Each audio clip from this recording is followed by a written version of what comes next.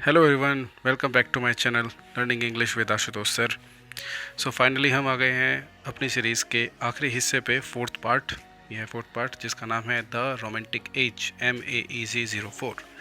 इस वीडियो में मैं आपको बताऊंगा कि इस बुक का internal assignment fastest way possible कैसे किया जा सकता है। सो टाइम वेस्ट ना करते हुए आगे बढ़ते हैं और स्टार्ट करते हैं वीडियो को।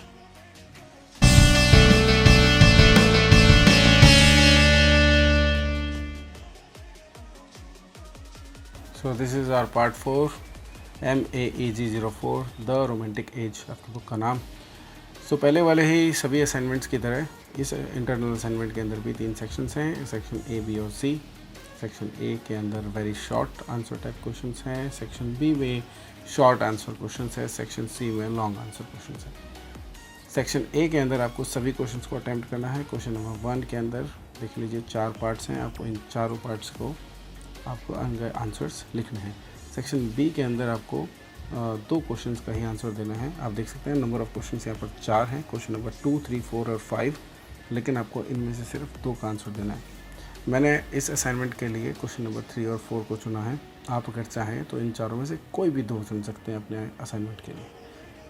सिमिलरली सेक्शन सी के अंदर भी आपको चॉइस दी गई है और आपको आंसर एनी वन क्वेश्चन, एक ही सिर्फ क्वेश्चन को आंसर देना है। आप देख सकते हैं question number 6, question number 7, question number 8। आपके पास में 3 क्वेश्चन हैं, किसी भी एक क्वेश्चन को आपको करना है 500 वर्ड्स की लिमिट के अंदर। मैंने इनमें क्वेश्चन नंबर 7 को चुना है और बहुत अच्छे से इसका आंसर डिस्क्राइब किया हुआ है, describe the prose style of William Hazlett.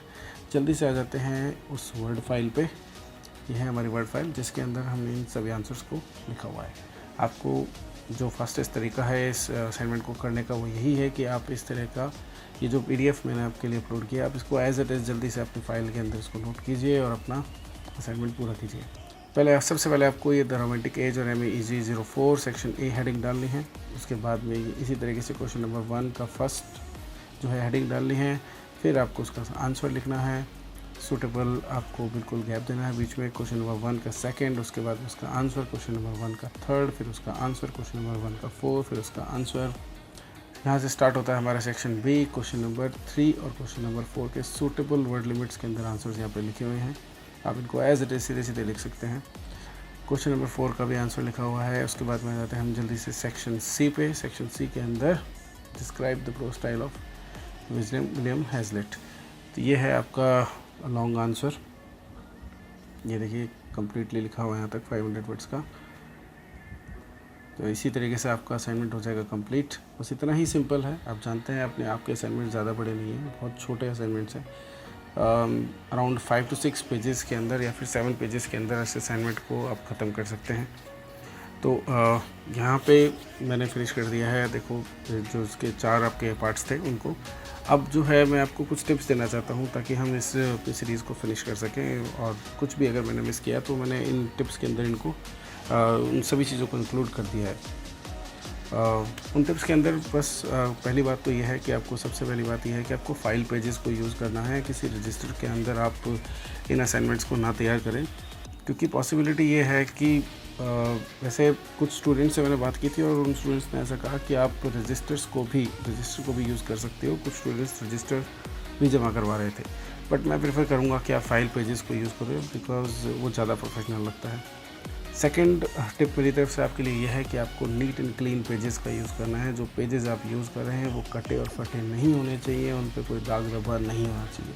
अगर आपसे लिखते हुए गलती हो जाती है, कोई दाग धब्बा लग जाता है, तो पेज को चेंज कर दें। ये बहुत बड़ा काम नहीं है, अराउंड 5 to 6 पेजेस ही हैं सिर्फ, और आपके 20 नंबर्स का भी मामला है, तो आप खुद समझदार हैं। फिर है आपका tip number 3, right slowly and in good hand writing. आपको अपने हैंड राइटिंग को बहुत अच्छा रखना है। उसके अंदर बहुत से स्टूडेंट्स की हैंड राइटिंग अच्छी नहीं होती है, लेकिन अगर आप अपने हैंड राइटिंग को अच्छा रखेंगे तो आपको मार्क्स भी ज़्यादा मिलेंगे। ऐसे श्योरिटी नहीं है, लेकिन ऐसा हो भी सकता है। फोर्थ जो पॉइंट है वो है pay attention to the detail of your presentation.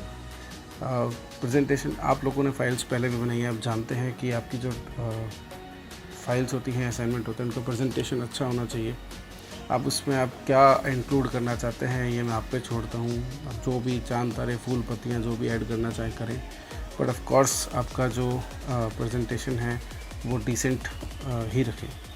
और उसके बाद में 5th पॉइंट जिसके बारे में मैंने पिछले 2 वीडियोस के अंदर बात नहीं की, वो ये है कि आपको फर्स्ट पेज को नहीं भूलना है। फिर से मैं आपको कहना चाहता हूँ, आपको अपने चारों असाइनमेंट्स के अंदर एक कॉमन फर्स्ट पेज लगाना है।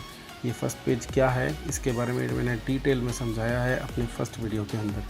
फर्स्ट वीडियो का जो लिंक है वो इस वीडियो के डिस्क्रिप्शन में है, आप उसमें जाके देख सकते हैं। मैंने फ़र्स्ट पेज के बारे में बड़े अच्छे से उसमें समझाया हुआ है। अगर आपको फिर भी नहीं समझ में आता है तो आप मेरे टेलीग्राम चैनल पे जाएं, वहाँ पे मुझसे पूछें, मुझे डीएम करें, मुझे मैसेज करें और मैं आपको बहुत अच्छे से वहाँ पे डिटेल में समझा दूँगा। Alright, so that's it guys. ये होता है हमारा इंटरनल असाइनमेंट्स की जो सीरीज़ थी उसका हम यहाँ पे उसको हम फिनिश करते हैं। तो अगर आपको ये वीडियो पसंद आया हो तो इसको लाइक कीजिए। अगर किसी भी तरह का आप कोई फीडबैक देना चाहते हैं तो इसको प्लीज़ कमेंट में लिखें और इसे शेयर करें ताकि ये मैक्सिमम नंबर ऑफ़ स्टूडेंट्स के पास में हमें पहुंच के उनको फ़ायदा पहुंचा सके। आप मेरे फेसबुक पेज को भी लाइक कर सकते हैं। मैंने डिस्क्रिप्शन वीडियो के मैंने उसका जो लिंक है वो उसको वीडियो के डिस्क्रिप्शन में लिखा है। और अगर आपको मेरा काम पसंद आया हो तो प्लीज़ मेरे चैनल को ज़रूर सब्सक्राइब करें। और बहुत सा कंटेंट मैं आगे फ्यूचर के अंदर इस चैनल के अंदर अपलोड करने वाला हूँ, लेके आने वाला हूँ, ताकि मैं उन सभी स्टूडेंट्स की मदद कर सकूँ जिन्हें ऐसा लगता है कि इंग्लिश मुश्किल है। और उस सभी कंटेंट का सबसे पहले नोटिफिकेशन पाने के लिए आपको बेल आइकन को प्रेस करना होगा। So this was I Ashutosh Kumar signing off from Learning English with Ashutosh sir. Thank you so much guys. I'll see you in the next one. Bye.